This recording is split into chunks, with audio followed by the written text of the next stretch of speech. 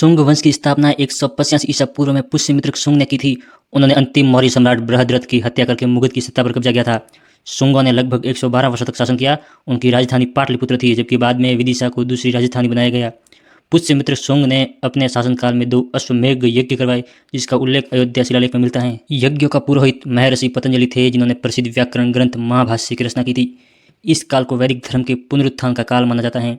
पुष्यमित्र के बाद उनके पुत्र अग्निमित्र शासक बने, जिनका उल्लेख कालिदास के नाटक मालविकाग्निमित्रम में मिलता है। शुंग वंश का एक और महत्वपूर्ण शासक भागभद्र था। भागभद्र के शासनकाल में यूनानी शासक एंटियालाकिड्स का राजदूत हेलियोडोरस विदेश से आया था। हेलियोडोरस ने विदिशा में गरुड़ स्तंभ की स्थापना की थी। शुंग काल में भागवत धर्म का उदय और विकास हुआ। शुंगों ने यूनानी के आक्रमण से देश की रक्षा की। इस वंश का अंतिम शासक देवभूति था। देवभूति की हत्या करके वासुदेव कर्ण ने कर्ण वंश की स्थापना की। शुंग काल में कला और स्थापत्य का महत्वपूर्ण विकास हुआ।